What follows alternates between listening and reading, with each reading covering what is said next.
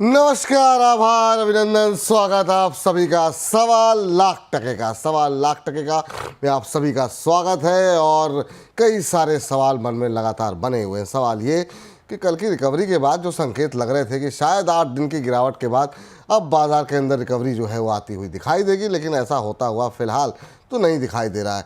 क्या बाजार में अभी भी असमंजस की स्थिति बनी रहेगी? एफआईएस की बिकवाली कब तक जारी रहेगी? ये मतलब ऐसा यक्ष प्रश्न हो गया है जिसके उत्तर हम हर रोज़ तलाशने की कोशिश करते हैं। पीएसयू बैंक में आखिर में गिरावट कब तक होती हुई दिखाई देगी? कहीं कोई समस्या नहीं है, उसके बावजूद ये बैंक क्यों गिर रहे हैं? और यहाँ पर क्या इस गिरावट में खरीदारी का मौका है? ये तमाम सवाल तो रहेंगे ही आज की इस चर्चा का हिस्सा, लेकिन साथ ही साथ आपके जो सवाल हैं वो अवश्य जो है इस कार्यक्रम में बड़ी संख्या में रहेंगे। और इन तमाम प्रश्नों के उत्तर देने के लिए हमारे साथ विशेष मेहमान के तौर पर प्रदीप हल्दर जी जुड़ चुके हैं। बाजार में दबाव है, 95 अंक नीचे निफ्टी अब, और 22,801 का लो अब से कुछ देर पहले जो बना है, और 22,863 ये मौजूदा स्तर इस समय देखने को मिल रहा है। 95 अंकों की गिरावट इस समय निफ्टी में देखने को मिल रही है। 2270 शेयर ऐसे हैं जो कि गिरावट के साथ कामकाज कर रहे हैं, और महज 450 शेयरों में मजबूती देखने को मिल रही है। मिड कैप स्मॉल कैप में लगातार बिकवाली का दौर थमने का नाम नहीं ले रहा है। हल्दर साहब को स्क्रीन पर लेकर के आते हैं। और प्रदीप जी, बहुत बहुत स्वागत आपका। सबसे पहले तो यही जानना चाहेंगे, और कितना टूटेंगे ये mid cap small cap share? लगातार दबाव बना हुआ है, निफ्टी के अंदर कोई राहत की सांस नहीं। कल जो है उम्मीद जगी थी कि क्लोजिंग बेसिस पे जिस तरीके से हरा निशान देखने को मिला, लेकिन आज वो सस्टेन नहीं हो पाया। हालांकि अभी भी क्या उम्मीद कर सकते हैं क्लोजिंग तक कोई रिकवरी आने की? First of all good noon Vipul ji. देखिए, लास्ट वीक जब हमने बात किया था, मुझे आज भी याद है, जी। 23,150 के आसपास था। एंड उस टाइम पे मैंने आपको बोला था कि सर 23,000 पे मुझे सपोर्ट नहीं दिखता है, 22,800 है। और आपने मुझे 3 बार पूछा था, तो मैंने तीनों बार ही सेम आंसर किया, जो कि है 22,800। और मुझे लगता है कि इंडियन मार्केट जो जो सेंटिमेंट है, बहुत ही ओवर वैल्यूएशन में चला गया था। हमने देखा कि टैरिफ को लेके जो हुआ, एंड बहुत अलग अलग पॉजिटिव सेंटीमेंट भी मार्केट में हुआ, आपकी रेट काट हुआ आरबीआई का, बजट में टैक्सेशन रिलैक्सेशन हुआ। तो जो भी आया है, मार्केट पॉजिटिव सेंटीमेंट नहीं कर रहा है। और लगातार जो एफआईआई लोगों का सेलिंग प्रेशर बढ़ रहा है मार्केट में, ये मार्केट के लिए बहुत ही एक चैलेंज थिंक है। मुझे लगता है कि मार्केट को नीचे एक्चुअल में आना था, क्योंकि मैं एक रिपोर्ट पढ़ रहा था वहाँ पे, ऐसा मैं पढ़ रहा था कि market, Indian market all over world में बहुत ही हाई वैल्यूएशन में चला गया था। तो मेरा जो ऐसा मानना है कि सर, एक बार जो आज का अभी लो बना है 22,801, मुझे लगता है यहाँ पे ही सपोर्ट है 22,800 के आसपास। तो 22,800 के अगर नीचे चला जाता है, 21,400 से लेके 21,300 के आसपास मार्केट जा सकता है, इनकेस और भी अगर खराब होता है। क्योंकि इलेक्शन डे का जो भी लो था, वहां पे ही बेस बना है, और वहां पे ही बॉटम है, वहां पे फेयर वैल्यूएशन एक है। तो मुझे लगता है एक मार्केट में दो तरह का करेक्शन होता है, एक तो प्राइस करेक्शन, एक होता है time correction. Recently immediate basis पे जो प्राइस करेक्शन मार्केट में होना था, शॉर्ट टर्म बेसिस पे हो गया, तो मार्केट को यहाँ से थोड़ा बाउंस बैक करना चाहिए। लेकिन लॉन्ग टाइम पीरियड में अगर मैं मंथली चार्ट देखूं, वीकली चार्ट देखूं, सर खराब है। मुझे लगता है कि अगर 22,800 सपोर्ट को ब्रेक नहीं करता है, तो शॉर्ट टर्म एक फिर हम एक बार देखेंगे कि 23,400 500। लेकिन अगर एक बार ब्रेक हो जाता है, तो 21,500 तक तो हम इजीली आ सकते हैं। तो उसके लिए प्रिपरेशन रखना पड़ेगा। तो ऐसे ही इन्वेस्टर्स को थोड़ा पेशेंस भी रखना पड़ेगा, क्योंकि जब भी मंथली कैंडल पे खराब होता है चार्ट, वीकली कैंडल पे खराब होता है, एटलीस्ट 7 से 8 महीना मार्केट परफॉर्म नहीं करता है। ये हर बार हुआ है। तो इसीलिए मैं बोलता हूँ कि आपको थोड़ा टाइम करेक्शन के लिए भी प्रिपरेशन होना चाहिए। सर, ये जो हम देख रहे हैं, कम से कम 3-4 बार तो हो गया 22,800 को मतलब सपोर्ट लेते हुए। ठीक है, उसके नीचे भी गया, हमने देखा निफ्टी, लेकिन क्लोजिंग बेसिस पे इसको नहीं तोड़ा है, और इसके इर्द गिर्द ही बाजार जो है वहीं से बाउंस बैक कर रहा है। ये 3-4 बार जब वहाँ से लौट करके आया है, क्या ये एक पॉजिटिव सिंडिकेट नहीं है कि मतलब कुछ दिन के लिए कुछ रिकवरी हो सकती है? आखिर में वो क्यों नहीं आती हुई दिखाई दे रही है, एक तेज़ रिकवरी, जब बाजार बार बार वहाँ जा कर के सपोर्ट ले रहा है तो? सर कहीं ना कहीं बाजार यहाँ से ना एक बॉटम लेने का कोशिश कर रहा है, और मैं एक चीज बहुत ही अच्छे से पढ़ रहा था, एक बहुत ही इंटरेस्टिंग डेटा मैं आपके साथ शेयर कर रहा हूँ। जी। जब जब 2008 में निफ्टी ऑलमोस्ट 60% नीचे आया था, 2020 में ऑलमोस्ट 40%, और अभी 21-22 में जो करेक्शन हुआ था उस टाइम पे 18%। तो एवरी टाइम निफ्टी का जो पी था, जब 2018 में निफ्टी नीचे क्रैश हुआ था तो उस टाइम पे 11 में बॉटम बनाया, 2020 में बॉटम बनाया ऑलमोस्ट 17.6 के आसपास। उसके बाद जब 2021 के आसपास बॉटम बनाया था नीचे, उस टाइम पे पी था 19। अभी निफ्टी का करंट पी चल रहा है 20.6। मतलब मार्केट और थोड़ा बहुत नीचे आ सकता है, ज्यादा नीचे नहीं आएगा। तो इसीलिए मुझे लगता है कि डेफिनेटली शॉर्ट टर्म में थोड़ा बाउंस बैक पॉसिबल है। और जो कि आपका क्वेश्चन है कि मार्केट ऑलमोस्ट 4 से 5 टाइम्स और मल्टीपल टाइम्स 22,800 के ऊपर ही अभी आ रहा है, क्लोजिंग नहीं दे रहा है 22,800 के नीचे। तो एक पॉजिटिव सेंटीमेंट है, मार्केट कहीं ना कहीं बोलना चाहता है कि मैं 22,800 के अगर ऊपर रहता हूं तो पॉजिटिव हो सकता हूं। तो इसलिए हमें क्लोजिंग बेसिस, और सबसे इंपॉर्टेंट बात है वीकली क्लोजिंग बेसिस, फ्राइडे वाला क्लोजिंग चाहिए। अगर फ्राइडे वाला क्लोजिंग 22,800 के नीचे जाता है तब जाके खराब होगा, नहीं तो हाईली पॉसिबिलिटी से यहाँ से एक शॉर्ट कवरिंग मूव आ सकता है। शॉर्ट कवरिंग मूव आ सकता है। चलिए आगे बढ़ते हैं। बड़ी संख्या में दर्शकों के प्रश्न हैं, एक एक करके प्रश्नों के उत्तर लेते हैं। और पहला प्रश्न लेते हैं विजय कुमार जी का। विजय कुमार जी कह रहे हैं चंबल फर्टिलाइज़र के शेयर ले रखे हैं इन्होंने, 51 शेयर इनके पास हैं, 545 पे लेकर के बैठे हुए हैं, और कह रहे हैं कि अभी मुझे होल्ड करना चाहिए चंबल को या फिर मुझे बेच देना चाहिए। चंबल फर्टिलाइज़र का भाव अभी चल रहा है 526 के आसपास, आज 3% के आसपास की गिरावट है सर, और इन्होंने 545 पे ले रखा है, करीब 20 रुपये के आसपास का नुकसान है। नुकसान ज़्यादा बड़ा नहीं है। अभी क्या करना चाहिए, क्या अभी होल्ड करके बैठे रहें? मुझे लगता है उनको होल्ड करना चाहिए, क्योंकि कंपनी ऑलमोस्ट लॉस कोई नहीं है कंपनी के अंदर, और ऑलमोस्ट 1,600 करोड़ के आसपास प्रॉफिट है, फंडामेंटल ठीक ठाक है। और चार्ट में भी मैंने देखा कि एक अपना जो लास्ट टाइम प्रीवियस हाई बना के एक रेसिस्टेंस था ऑलमोस्ट 500 के आसपास, तो अभी कंसोलिडेशन पैटर्न चल रहा है। सो एक बार आप होल्ड कीजिए विथ स्टॉप लॉस ऑफ 480, अब 480 के आसपास एक स्टॉप लॉस लगाइए और होल्ड कीजिए। कमिंग फ्यूचर में आपको दिखेंगे ऑलमोस्ट 580 के आसपास पहला टारगेट, उसके बाद जो जैसे ही 570 के आसपास उसके ऊपर क्लोजिंग आएगा, वीकली क्लोजिंग, तो आपको लाइफ टाइम हाइज भी दिखेंगे। ठीक सर। इस बीच कृष्ण कनौजिया जी कह रहे हैं हेलो विपुल सर, मेरा सवाल नहीं लिया जा रहा है, क्या बात है सर, प्लीज़ मेरा सवाल ले लीजिए। इनके पास SBC एक्सपोर्ट के शेयर इन्होंने ले रखे हैं 23 रुपये 55 पैसे के भाव पर, और ये जानना चाह रहे हैं कि इन्हें क्या करना चाहिए। SBC एक्सपोर्ट पे अगर हम नज़र डालें, अभी 17 रुपये 74 पैसे पे चल रहा है। इन्होंने ले रखा है SBC एक्सपोर्ट 23 रुपये, यानी 6 रुपये पर शेयर का लॉस हो रहा है। अभी sir mid cap small cap में जितना कम हो सके एक्सपोजर रखिए, बाज़ार बिल्कुल भी इंटरटेन नहीं कर रहा है छोटी मझोली कंपनियों को। आप 6 रुपये के लॉस में आ चुके हैं। एक महीने के अंदर 29-30% ये शेयर ऑलरेडी करेक्ट हो चुका है। पिछले 6 महीने में 42% का नेगेटिव रिटर्न है। ऐसे बाज़ार में जब कुछ नहीं चल रहा है तब आप ऐसे शेयर में बिल्कुल निवेश ना करें जिसने 1 साल से अंडर परफॉर्मेंस दिखाई है। 1 साल में 27% का नेगेटिव रिटर्न है। सर आपकी टिप्पणी क्या होगी SBC एक्सपोर्ट को लेकर के? फर्स्ट ऑफ ऑल सर, अपना जो पीबी है ऑलमोस्ट 10 टाइम्स ऊपर चल रहा है, और उसके बाद जो मैं हमेशा देखता हूँ प्रोमोटर होल्डिंग, लास्ट 3 साल में 5% प्रोमोटर होल्डिंग डिक्रीज हुआ है, और चार्ट में भी ठीक ठाक नहीं है, लिक्विड स्टॉक नहीं है। अगर हम देखेंगे कि जो अपना ऑल टाइम हाई बनाया है उसके बाद जो सपोर्ट लिया हुआ था 27 के आसपास, तो एक मल्टीपल सपोर्ट बना था, उसका भी ब्रेकडाउन आ रहा है। तो इस स्टॉक में तो आई डोंट नो उन्होंने क्यों लिया है, फिर भी मैं यही बोलूंगा उनको एग्जिट करने के लिए। हो सकता है यहाँ से थोड़ा बाउंस आए, लेकिन ये पेनी स्टॉक है, ये पेनी स्टॉक है, यहाँ से कुछ मुझे फ्यूचर नहीं दिखता है।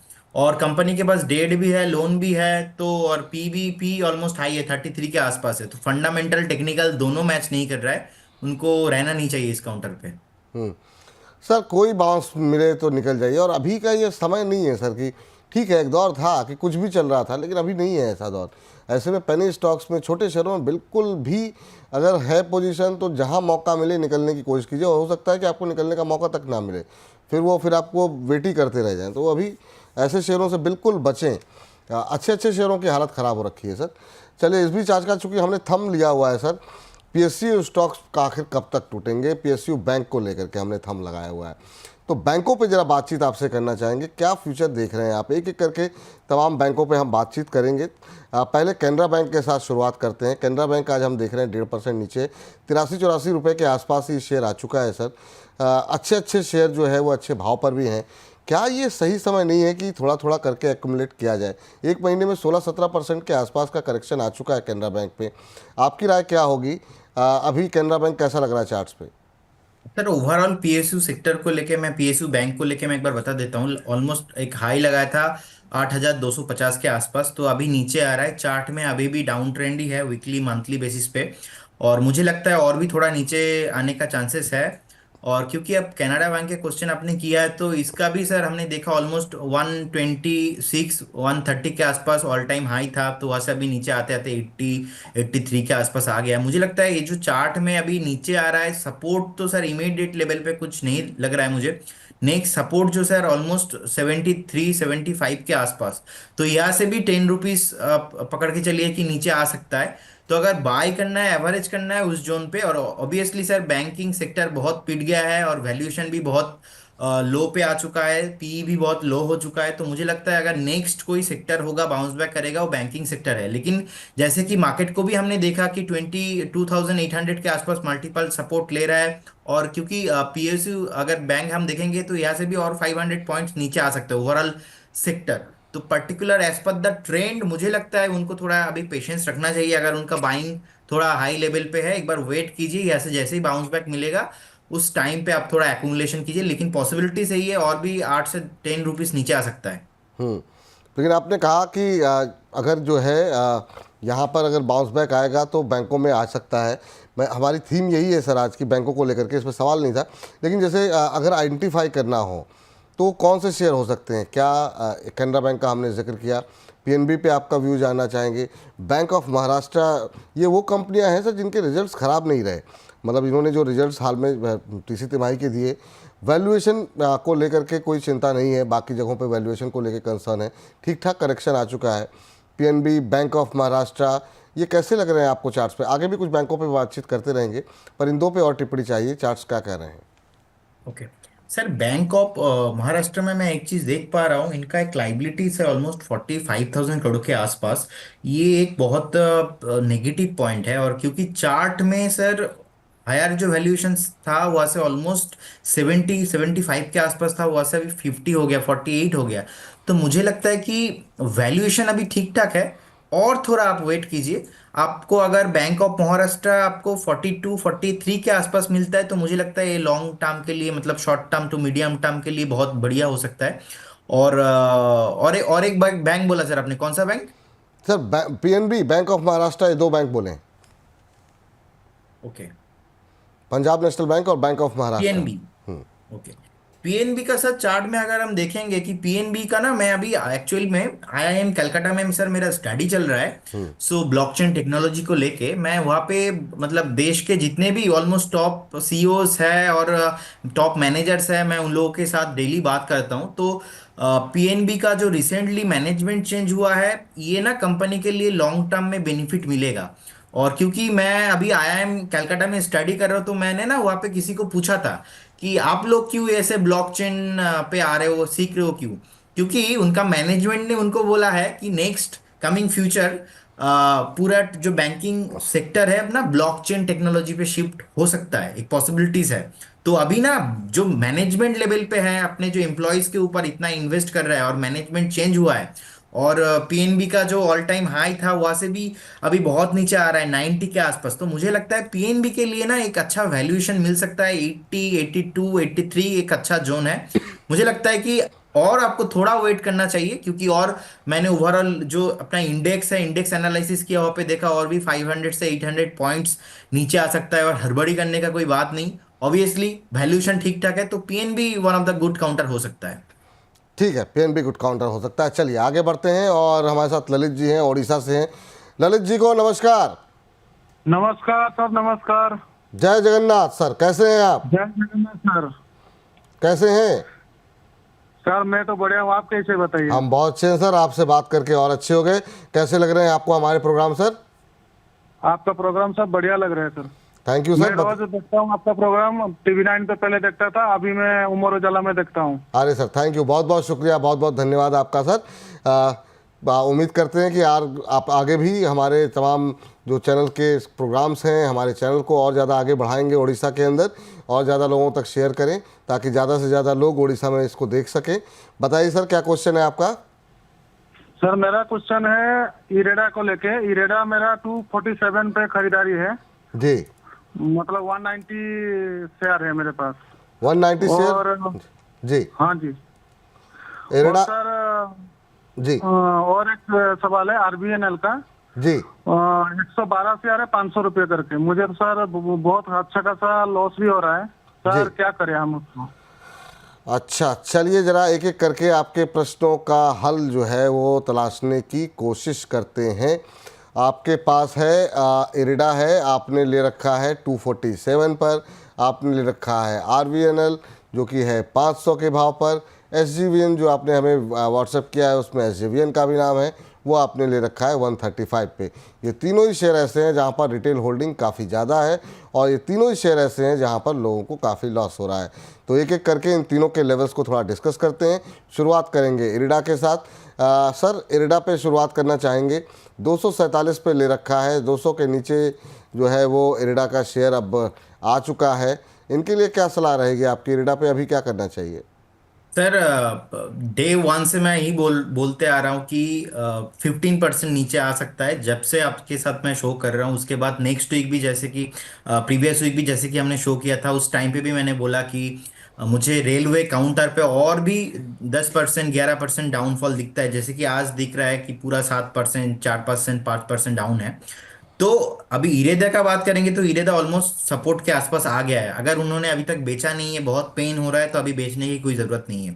150 के आसपास एक सपोर्ट है, मुझे लगता है ऐसे सपोर्ट लेना चाहिए, क्योंकि मार्केट में भी बहुत सेलिंग प्रेशर हो चुका है। इतना सेलिंग हो चुका है पूरा रेलवे काउंटर को लेके, तो मुझे लगता है ऐसे डेफिनेटली बाउंस बैक आएंगे। तो उनको बोलिए कि एक बार होल्ड करना चाहिए। और लास्ट वीक सर आपको याद होगा, आई थिंक मैंने बताया था ऑलमोस्ट और 10% डाउनफॉल आ सकता है। तो आ गया, ऑलमोस्ट 5-6% आ गया, और अभी भी सर 5 से 7% बाकी है, मुझे लगता है और आएगा, लेकिन ये थोड़ा टाइम लगेगा। अगर उनका बाइंग इतना हाई जोन पे है, अभी तक होल्ड कर रहे हो, तो आप होल्ड कीजिए। सर क्या ये एवरेजिंग के लिए कोई गुंजाइश है क्या इरिडा के अंदर अभी? डेफिनेटली अगर एवरेज करना चाहते हैं तो मुझे लगता है 160 155 is a very good zone. तो ठीक सर। उनको एवरेज भी करना चाहिए, क्योंकि ऑलमोस्ट प्रॉफिटेबल है सब सेक्टर्स में भी। अपना एलोकेशंस आता है गवर्नमेंट से, और अभी मार्केट के चलते इतना ओवर वैल्यूएशन हाई वैल्यूएशन था, तो अभी मौका आ रहा है, तो उनको एवरेज करना चाहिए। ठीक सर, ये बात हो गई इरिडा को लेकर के। आरवीएनएल पे इनका क्वेश्चन है। आरवीएनएल में नतीजे खराब रहे, उसके बाद से लगातार टूट रहा है शेयर। पिछले 4-5 दिन के अंदर करीब 8% का करेक्शन तो 4 ही 5 दिन में आ गया है। एक महीने के अंदर 24-25% करेक्ट हो गया है। अभी क्या लग रहा है सर, और टूटेगा अभी? सर मुझे लगता है यहाँ से भी पॉसिबिलिटीज है, क्योंकि 295 and 298 is a zone for RVNL. मुझे लगता है कि वहां तक जा सकता है। एंड अगर आपके पास आरवीएनएल है तो आप एक बार एवरेज भी कर सकते हो, जैसे कि 300 के आसपास, 305 के आसपास अगर आए तो आप इसको एवरेज कीजिए, लेकिन बेचिए मत, होल्ड कीजिए। बेचिए मत, होल्ड कीजिए। एक तीसरा सवाल जो इनका था, जो इन्होंने अपने हमें भेजा हुआ है, वो है एसजेवीएन को लेकर के। एसजेवीएन इन्होंने ख़रीदा हुआ है 87 के आसपास। अब ये ट्रेड करता हुआ शेयर इन्होंने लिया हुआ है। जो इनकी खरीद का भाव है वो एक बार चेक कर लेते हैं। एक सेकंड, इनकी खरीद का भाव थोड़ा सा ऊपर की तरफ यहाँ पर है। मुझे लगता है सवाल जो है इनका मिस हो गया कहीं। आपकी टिप्पणी क्या होगी सर एसजेवीएन सर को लेकर? 80 and 82 is a zone, support zone. तो मुझे लगता है अगर कभी भी 83 84 आता है, यहाँ से भी और 4 to 5 पॉइंट्स नीचे, उनको एवरेज करना चाहिए। मुझे नहीं लगता कि रेलवे सेक्टर्स में आपका बाइंग बहुत हाई है, और आपने इतना दिन वेट किया, तो थोड़ा वेट कीजिए। अभी सर पूरा सेक्टर ही खराब चल रहा है, 7-7%, 8-8% नीचे है। तो उनको एक बार होल्ड करना चाहिए और एवरेज भी करना चाहिए, अगर 81 82 के आसपास आता है तो। लेकिन सेल मत कीजिए, एग्जिट नो एग्जिट। इतने लॉस के बाद बेचिए मत। तो ऐसा नहीं है कि कंपनी बहुत ख़राब है, बहुत ज़्यादा प्रॉब्लम हो रही है। ठीक है, ऊपर नीचे थोड़े बहुत नतीजे हुए हैं, ऑर्डर फ्लो लगातार बना हुआ है इन तीनों शेयरों के अंदर, इन तीनों कंपनियों के अंदर। तो अभी फिलहाल बेचने की सलाह नहीं है। जो लेवल्स बताए गए हैं उसके बाद सर आप चाहें। एक इंटरेस्टिंग पॉइंट है ये, कि जब से हम बोल रहे हैं कि ये ओवर वैल्यूएशन था, और आपके साथ शो कर रहे हैं इस प्लेटफॉर्म पे, जी। उसके बाद 20% से ज्यादा करेक्शन हो गया, और मैं डे वन से बोल रहा हूँ कि इतना हो सकता था। तो ये एक हाँ, पॉसिबिलिटीज था जो कि चार्ट में लग रहा था, ओवर वैल्यूएशन था, तो ये तो सर होना ही था। नहीं नहीं, बात आपकी बिल्कुल सही है। जो लेवल्स आपने बताए हैं बिल्कुल उसी के आसपास जो है अब चीज़ें होती हुई दिखाई दे रही हैं। रंजीत कुमार जी से बातचीत कर लेते हैं, हमारे साथ पटना बिहार से हैं। रंजीत जी को नमस्कार। सर बहुत बहुत नमस्कार। कैसे हैं रंजीत जी, आप सर बताइए सर, एकदम क्या सर प्रश्न एकदम है? बढ़िया। क्या प्रश्न है आपका? सर मैं आपका ये प्रोग्राम रोज देखता हूँ और बड़ा अच्छा प्रोग्राम है, इससे बड़ी अच्छी जानकारी मिलती है। धन्यवाद लेकिन सर। मेरे दिमाग में एक कंफ्यूजन था। मैं रोज आपका ये प्रोग्राम जब देखता हूँ तो जी आपके इसमें एक विज्ञापन चलता है बिगुल के नाम से। जी जी जी, बिल्कुल।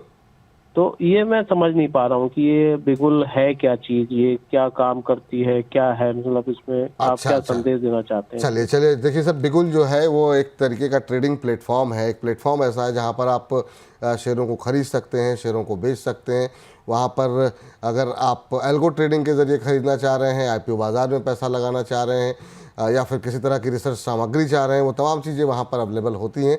और ज़्यादा डिटेल अगर आप जानना चाह रहे हैं बिगुल के बारे में, तो हम जल्दी एक वीडियो भी लाने वाले हैं, तो उसके बारे में आपको वहाँ जानकारी मिल जाएगी। वो हम कोशिश करेंगे अपने डिस्क्रिप्शन बॉक्स में भी देखें, या फिर हमारे चैनल पर भी आपको मिल जाएगा। बाकी आप बिगुल की वेबसाइट पर जा करके और ज़्यादा डिटेल देख सकते हैं कि कंपनी किस तरीके की सेवाएं जो है वो मुहैया करा रही है। बेसिकली आपको कमोडिटी बाज़ार हो, शेयर बाज़ार हो, उस पर जो है खरीदने बेचने का ये प्लेटफॉर्म है। और इसके साथ साथ आपको रिसर्च मटेरियल भी अवेलेबल कराया जाता है। एल्गो ट्रेडिंग, कैश में ट्रेड करना चाह रहे हैं, वायदा बाज़ार में ट्रेड करना चाह रहे हैं, इन तमाम चीज़ों की सुविधाएं वहाँ पर उपलब्ध हैं। चलिए, एक और फर्टिलाइज़र पर सवाल आ गया है, वो है हरजिंदर मोखा साहब का। कह रहे हैं कि विपुल जी प्लीज़ मेरा क्वेश्चन ले लीजिए। ले लिया सर आपने कहा तो। कह रहे हैं good afternoon, very good afternoon. कह रहे हैं कि जीएनएफसी के शेयर हैं सर इनके पास, 26 शेयर हैं 764 764 पे। तो अभी ये जानना चाह रहे हैं क्या करना चाहिए। अगर हम अभी जीएनएफसी के भाव पर नज़र डालें तो इनको करीब करीब 200-225 रुपये का नुकसान पर शेयर हो रहा है। काफ़ी ज़्यादा लॉस ऑलरेडी हो चुका है। आज 2.5% 3% टूटा हुआ है शेयर। आपकी टिप्पणी क्या होगी जीएनएफसी को लेकर के? सर पर्टिकुलर इस काउंटर पे एक सपोर्ट के आसपास अभी ट्रेडिंग हो रहा है। मुझे लगता है कि 510 से लेके 500 के बीच एक बहुत बड़ा सपोर्ट है, तो उससे नीचे नहीं जाना चाहिए, आप होल्ड कीजिए। अभी 540 के आसपास चल रहा है। चार्ट थोड़ा वीकली बेसिस पे खराब है, थोड़ा टाइम करेक्शन उनको चाहिए, 3 से 4 महीना हो सकता है करेक्शन हो जाए। अगर उनके पास पेशेंस है, एक बार होल्ड कीजिए, पॉजिटिव काउंटर है। पॉजिटिव काउंटर है, ये आपके लिए सलाह है। एक बार होल्ड करने की ही सलाह यहाँ पर दी जा रही है। जे दास जी का सवाल इरकॉन को लेकर के है, और इरकॉन के इनके पास 200 के भाव पर जो है 200 शेयर हैं इनके पास, और इन्होंने 270 के भाव पर इरकॉन खरीदा हुआ है। रेलवे पे काफ़ी पोजीशंस फंसी हुई है लोगों की सर। अभी अगर हम देखें, अब इरकॉन पे आज पिटाई तो अच्छी खासी पूरी रेलवे की, जैसा आप बता रहे हैं, हो रही है। आरवीएनएल 5% डाउन है, जुपिटर वैगन 5% डाउन है, इरकॉन जो है 4.5% डाउन है। 147 के आसपास ये शेयर अभी ट्रेड करता हुआ, और इन्होंने ले रखे हैं 270 पे। तो ये सभी पे अच्छी खासी नुकसान पे लोग बैठे हुए हैं ना। नुकसान बुक कर सकते हैं इस समय। एवरेजिंग के लिए क्या सलाह रहेगी आपकी, क्या टिप्पणी होगी इरकॉन को लेकर के? सर मार्केट में ना हमेशा दोनों तरह का मूवमेंट रहता है, एक तो आपको अप साइड में मिलेगा, एक तो डाउन साइड में। That is why financial education is very important. When you invest any stock you need to maintain as at least a stop loss. लेकिन अगर उनका बहुत ऊपर में बाइंग है, अभी 146 फ्री फॉल आ गया पूरा रेलवे काउंटर पे, मुझे लगता है कि एक बार 132 से लेके 135 एक जोन हो सकता है, एक सपोर्ट है, इससे नीचे नहीं जाना चाहिए। तो अगर उनको एवरेज करना है तो 138 140 के आसपास आप एवरेज कीजिए एंड होल्ड कीजिए, अभी नो एग्जिट। ठीक सर, चलिए ये सलाह रही सर। चूँकि बात हमने जो है बैंकों की हम कर रहे थे, एक बैंक है south Indian bank. South Indian bank को लेकर के अभी आपका व्यू यहाँ पर क्या निकल करके आ रहा है? ये शेयर लंबे समय से, हालांकि इसने एक आउट परफॉर्मेंस दिखाई है, टूटा उस तरीके से नहीं है, लेकिन ये चला भी नहीं है इस माहौल के अंदर। 23-24 के आसपास अभी ट्रेड करता हुआ आज 1.25% के आसपास की गिरावट देखने को मिल रही है। जब से इसका राइट इशू आया है तो करीब ये उसी रेंज में घूमता हुआ दिखाई दे रहा है। आप इसका भविष्य क्या देख रहे हैं 23-24 के आसपास? सर एक रेसिस्टेंस है 26 के आसपास। अगर 26 के ऊपर क्लोजिंग देगा उसके बाद ही ब्रेकआउट आएगा। और सपोर्ट जोन है नीचे ऑलमोस्ट 22 रुपीज के आसपास। तो मुझे लगता है 22 पे एक सपोर्ट है, एक रेंज बाउंड ट्रेड रहेगा, फंसा हुआ है एक साइकिल के अंदर। तो एक कंसोलिडेशन टाइम चाहिए साउथ इंडियन बैंक को अभी फिलहाल। इसमें कोई फ्रेश बाइंग का तो मैं रिकमेंडेशन नहीं करूंगा, लेकिन उनको अगर उनके पास है तो होल्ड कीजिए। 22 के आसपास एक सपोर्ट है, मुझे लगता है एक टाइम चाहिए पर्टिकुलर दिस काउंटर को। ठीक सर। चलिए इस बीच पुनीत पटेल जी से बातचीत कर लेते हैं। हमारे अगले दर्शक हमारे साथ जुड़ चुके हैं। पटेल साहब नमस्कार। नमस्ते सर, क्या हाल चाल है? सब बढ़िया सर, आप बताइए कैसे हैं, कहाँ से बोल रहे हैं? सर राजनांदगांव छत्तीसगढ़ से बोल रहा हूँ सर। हाल अभी बहुत बेहाल है सर, लाल हो गया पूरा पोर्टफोलियो। बात तो आपकी बिल्कुल सही है सर, और आपके इस दर्द में हम भी शरीक हैं सर। हम कोशिश ये कर रहे हैं कि कैसे बाजार जल्दी से जल्दी रिकवर हो ताकि आप लोगों के चेहरे पे थोड़ी मुस्कान आए। और ये बात सही है कि जो लोगों ने कमाया था काफ़ी जो है हिस्सा उनकी कमाई का जो है वो धीरे धीरे करके जाता जा रहा है, और इस वजह से लोग काफ़ी परेशान हैं। बताइए सर क्या प्रश्न है सर आपका, कहाँ पे अभी है इस समय, कौन से शेयर ले रखे हैं? क्वेश्चन तो बहुत है, बहुत क्वेश्चन है मेरे को पूछना है, मगर अभी एक दो पे जवाब दे देते हैं, बताइए सर। जी जी सर। सर एचसीसी के 800 शेयर है, 35 रुपए के भाव से है। 35 पे लिए हुए हैं, अच्छा। Yes sir. और कब तक होल्ड कर सकते हैं एससीसी? अब होल्ड तो ऐसा है सर, जब तक प्लस में आएगा तब तक होल्ड कर लेंगे। तो फिर ठीक है, फिर अगर आपने सोचा हुआ है तो फिर 1-2 साल के लिए अभी भूल जाइए, क्योंकि अभी इस साल बाजार के लिए भी बहुत अच्छा रहने वाला नहीं है जो इंडिकेशन मिल रहे हैं। अच्छा। तो जो अच्छे शेयर हों उनको रख करके थोड़ा समय दीजिए। जहाँ पर एक्सपर्ट कहें वहाँ पर थोड़ी सी एवरेजिंग करने की कोशिश कीजिए ताकि आपकी एवरेज कॉस्ट कम हो जाए। दूसरी कंपनी कौन सी है सर आपके पास? सर अशोक लेलैंड और पराग मिल्क करके है। अशोक लेलैंड पे बात कर लेते हैं सर, इन दो शेयरों पे अभी बात कर लेते हैं। अशोक लेलैंड किस भाव पे लिए हुए हैं आपने? सर 195 के रेट से 120 शेयर से मेरे पास। 195 पे ले रखे हैं जी। चले, यहाँ थोड़ी सी राहत की बात है कि 195 पे आपने लिया हुआ, पॉजिटिव है आपका पोर्टफोलियो। यहाँ पर करीब 17-18 रुपये आपको अशोक लेलैंड में बन रहे हैं, और यहाँ पर जो है एससीसी में लॉस हो रहा है। सर अभी होल्ड कर सकते हैं, जब तक लॉस में है तब तक निकलेंगे नहीं, ऐसा इनकी इन्होंने रणनीति बनाई हुई है। 6% आज टूटा हुआ है हिंदुस्तान कंस्ट्रक्शन का शेयर। क्या करें सर, क्या सलाह रहेगी आपकी इनके लिए? हिंदुस्तान कंस्ट्रक्शन और साथ ही साथ इनका प्रश्न जो है वो अशोक लेलैंड को भी लेकर के है। ओके, तो सर हम तीनों आंसर मैं फटाफट बता देता हूँ। देखिए एसीसी में हमने देखा कि जो अपना जो पीबी है 17 टाइम्स ऊपर चल रहा है। प्रोमोटर होल्डिंग जो था 78% प्रोमोटर ने प्लेज कर दिया ऑलमोस्ट। तो ये बहुत नेगेटिव एक सेंटिमेंट है। और लास्ट क्वार्टर का अगर हम देखेंगे कि ऑलमोस्ट जो सेल्स है वो भी बहुत घटा है। लास्ट 5 साल से 8% सेल्स नेगेटिव हो रहा है। सो ये बहुत ही नेगेटिव पॉइंट है। और मुझे चार्ट में मैं जो देख पा रहा हूँ, जो अपना एक ऑल टाइम सपोर्ट था 35 के आसपास, उससे भी नीचे आ गया था 24 के आसपास। तो एक इमीडिएट लेवल पे सपोर्ट है 22 के आसपास। अगर आपको होल्ड करना है 22 is your last stop loss. अगर कभी भी हिट होता है तो आप एग्जिट कीजिए, क्योंकि जो चार्ट में अभी इतना गिरावट आ गया तो मुझे लगता है इसके अंदर भी कुछ ना कुछ है, चल रहा है। सो हमें अभी पता नहीं है, तो इसीलिए आपको 22 का स्टॉप लॉस मेंटेन करना है। और पराग मिल सर उनका क्वेश्चन था, मुझे लगता है कि पराग मिल के एक 147 146 में एक स्टॉप लॉस उनको मेंटेन करना चाहिए। एक जो कंसोलिडेशन पैटर्न था, ऑलमोस्ट ट्रिपल टॉप बनाया था चार्ट में, उसका ब्रेक डाउन आया है। और मुझे लगता है एक सपोर्ट जो अभी है नेक्स्ट वो है 146 147 के आसपास। तो उनको एक शॉर्ट टर्म सपोर्ट भी जी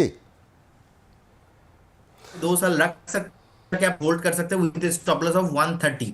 और उनका अशोक लीलैंड देखे, मुझे लगता है अशोक लीलैंड काउंटर बहुत ही अच्छा है। और फंडामेंटल भी आप देखेंगे कि सेल्स बहुत बढ़िया है, और लास्ट बढ़िया खासा एक परफॉर्मेंस हो रहा है। हमने देखा जो पैटर्न है कंटिन्यूअसली हायर हाई देके ऊपर आ रहा है।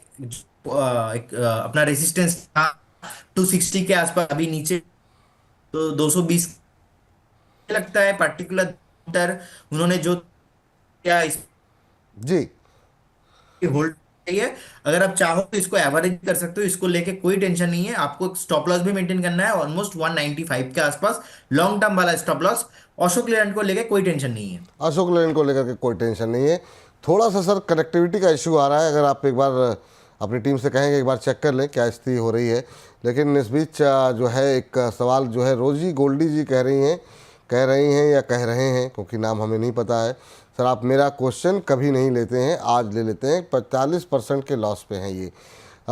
2-3 सवाल आपने जो भेजे हैं उनमें से हम एस पर सवाल ले लेते हैं। एक्शन कंस्ट्रक्शन के ऊपर इन्होंने 1444 के भाव पर लिया हुआ है और कह रहे हैं कि क्या ये इतने मजबूत हैं फंडामेंटली कि इसको होल्ड किया जाए। एक्शन कंस्ट्रक्शन पे अगर हम अभी देखें 1444 पे लिया हुआ है, 1100 का भाव, 300 रुपये पर शेयर से ज़्यादा का नुकसान। आज इंट्राडे में अगर हम देखें तो 4.5% की पिटाई जो है वो यहाँ पर आती हुई दिखाई दे रही है। इस शेयर ने पिछले एक महीने के अंदर 16-16.5% के आसपास का करेक्शन देखने को मिला है। सर एक्शन कंस्ट्रक्शन अगर आप जुड़ चुके हों तो आपकी टिप्पणी जानना चाहेंगे, और ये कह रही हैं क्या ये इतना फंडामेंटली स्ट्रांग है कि इसको होल्ड किया जाए। 1400 पे खरीद है, 1444 की, 1106 का मौजूदा भाव। मुझे लगता है कि देखिए, एक्शन कंस्ट्रक्शन का जो फंडामेंटल है, फंडामेंटल तो ठीक ठाक है, लेकिन ओवर वैल्यूएशन हो गया था, तो ओवर वैल्यूएशन के चलते अभी नीचे आ रहा है।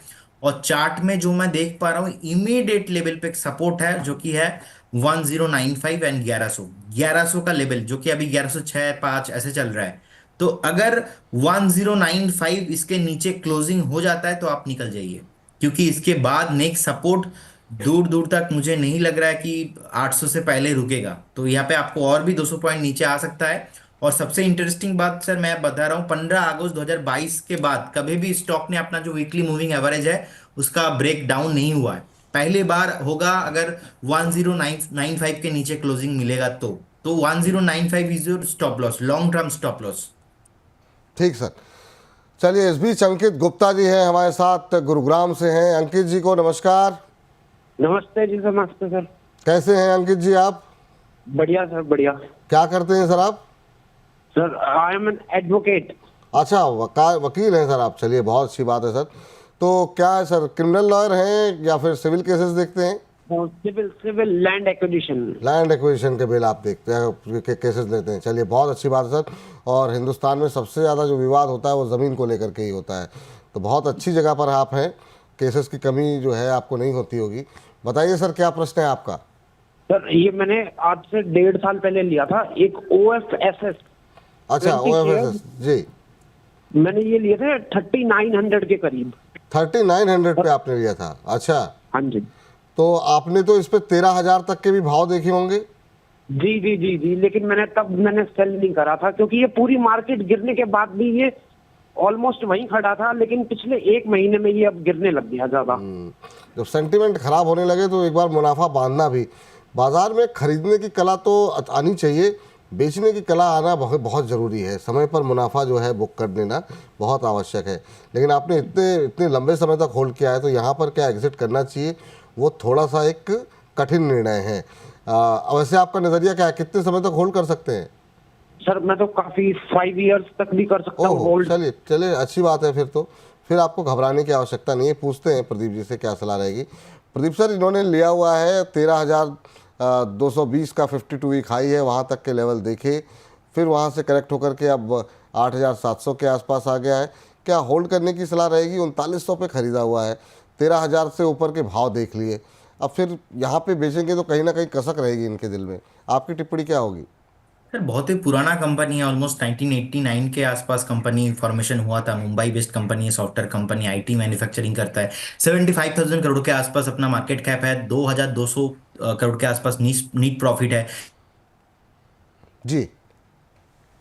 लेकिन सर अभी मार्केट नीचे आ रहा है, तो इसलिए सारे कंपनी नीचे आ रहा है। तो मेरे को लगता है चार्ट में अगर हम देखते हैं कि अभी 8,700 के आसपास ट्रेडिंग हो रहा है, मुझे लगता है एक पैनिक लो बनाया था 8,300, वहां पे उनको एक स्टॉप लॉस मेंटेन करना है। जैसे कि उन्होंने बोला कि मैं 5 साल तक भी वेट कर सकता हूं, तो उनके लिए और थोड़ा बड़ा एक स्टॉप लॉस होगा, वो है 7,100 का लेवल।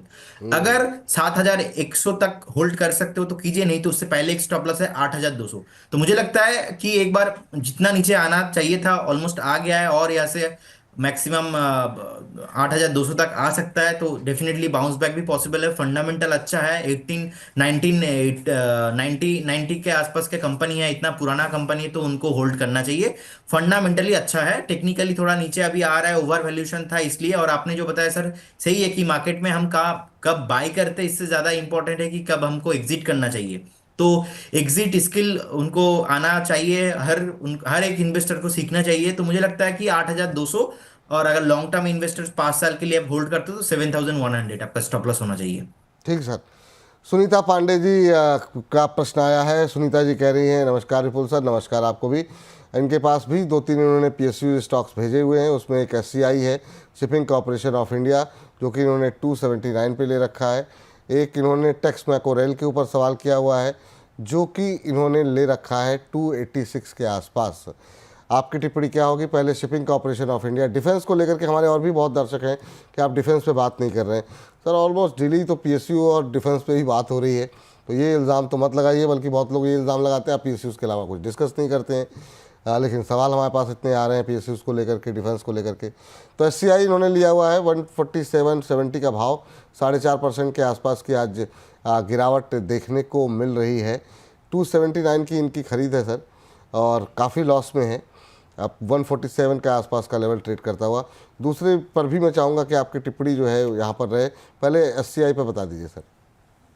सर एससीआई पे मुझे लगता है कि अभी बहुत नीचे आ गया है। नेक्स्ट एक जो सपोर्ट है 130 के आसपास है, 130 से लेके 135।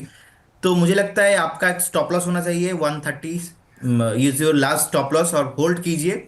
बहुत हाई वैल्यूएशन था, तो इसलिए अभी नीचे आ रहा है, मार्केट करेक्शन हो रहा है, सारे स्मॉल कैप मिड कैप पीट रहा है, तो 130 is your last stop loss. और ओवरऑल सर मुझे लगता है जो डिफेंस काउंटर है, जी आपने एक चीज देखा होगा, मोतीलाल ओसवाल का एक फंड है म्यूचुअल फंड में, और HDFC का एक फंड है डिफेंस सेक्टर में। लास्ट 8 महीना पहले भी ना उनका फंड ऑलमोस्ट 1 साल में परफॉर्मेंस किया था ऑलमोस्ट 130 के आसपास, जी 130% के आसपास। तो वहां से नीचे आते आते अभी 50% बचा हुआ है। तो ये जो एक रैली चल रहा था लोगों के दिमाग पे कि पूरा डिफेंस सेक्टर चल जाएगा, भाग भाग जाएगा, और इंडिया पे बजट में देखेंगे कि हर साल कहीं पे एलोकेशन आए ना आए डिफेंस सेक्टर में आता ही है। तो मुझे लगता है कि एक अच्छा खासा करेक्शन हो गया है अभी। इससे यहाँ से भी 10% करेक्शन, 20% करेक्शन ऐसा मैं नहीं देखता हूँ। मैक्सिमम आपको और 4 to 5% करेक्शन पॉसिबिलिटीज है ओवरऑल सेक्टर वाइज। आप चाहे ले लो, आप BEML ले लो, कोचिन शिपयार्ड ले लो, HAL को ले लो, बहुत नीचे आ गया है। एंड मेरे को लगता है आपको एक बार होल्ड करना चाहिए शिपिंग कॉर्पोरेशन को, और पर्टिकुलर डिफेंस सेक्टर को लेके मैं पॉजिटिव हूँ लॉन्ग टाइम और मोटा मोटा मीडियम टाइम पीरियड में। और अभी अभी के लिए सर एक बार मुझे लगता है यहाँ से थोड़ा नीचे आएगा, लेकिन this is a very good zone. आप एवरेज कर सकते हो या यहाँ से बाइंग भी कर सकते हो आप। आपने कहा कि डिफेंस आपको ठीक लगता है। कोई शेयर ऐसे हैं जो आपने रिकमेंड किए हो, जो आपको लगता हो कि मीडियम टर्म लॉन्ग टर्म में पोर्टफोलियो का हिस्सा होने चाहिए, जो आपको अच्छे लग रहे हो?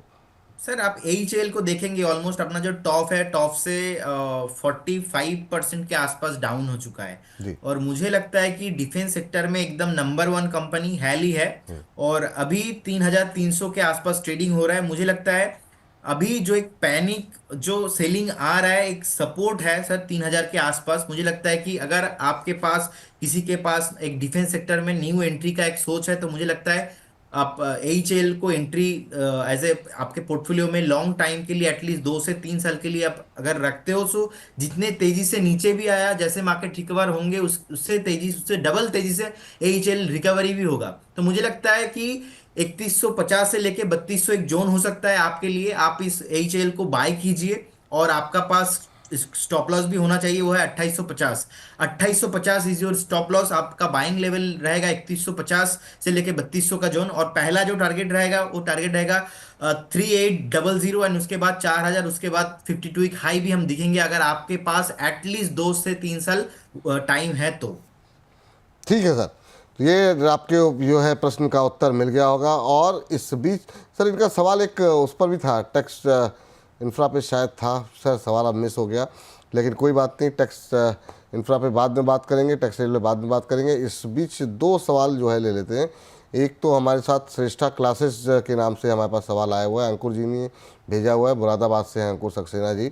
कैनरा बैंक पे आपका सवाल है वो हमने डिस्कस कर लिया, आप दोबारा अगर सुनेंगे तो दोबारा आपको उत्तर मिल जाएगा। एनएचपीसी सर इन्होंने 250 लिया हुआ है, 98 की खरीद इनकी है एनएचपीसी पे। और इसी सेक्टर से जुड़ी हुई एक और कंपनी पर सवाल हमारे पास आया है मन्नू कुमार जी का, वो है सुजलॉन के ऊपर। कह रहे हैं सुजलॉन और कितना गिर सकता है। तो एनएचपीसी और सुजलॉन दोनों ही 100 के अंडर के शेयर, दोनों ही जो है वो ऊर्जा क्षेत्र से जुड़ी हुई कंपनियां हैं और दोनों पे ही थोड़ा सा लोग परेशान अभी दिखाई दे रहे हैं, हाई लेवल से नीचे ट्रेड करते हुए। अभी क्या करना चाहिए एनएचपीसी पे और सुजलॉन पे? तो 65 से पहले अभी चार्ट में एनएचपीसी में सपोर्ट नहीं है, तो मुझे लगता है और गिरावट यहाँ से पॉसिबल है। और सुजलन सर बहुत सारे रिटेलर यहाँ पे फंसा हुआ है, क्योंकि लास्ट जो 2-3 साल का एक रैली था उसके बाद जो जैसे ही टॉप बनाया बहुत सारे लोगों ने एग्जिट ही नहीं किया। तो पहला एग्जिट करना चाहिए था 75 में, सेकेंड एग्जिट हुआ 63 में, अभी सर 50 आ गया है। तो मुझे लगता है यहाँ पर भी अगर मैं चार्ट देखता हूँ, ना डेली ना मंथली ना अपना वीकली, कुछ भी ठीक नहीं है चार्ट में। तो नेक्स्ट जो चार्ट जो इंडिकेशन दिखा रहा है, जो आ रहा है सपोर्ट, वो है 42 से लेके 43 के आसपास। तो मुझे लगता है कि हमें और भी एक डाउनफॉल दिख सकता है पर्टिकुलर इस काउंटर में।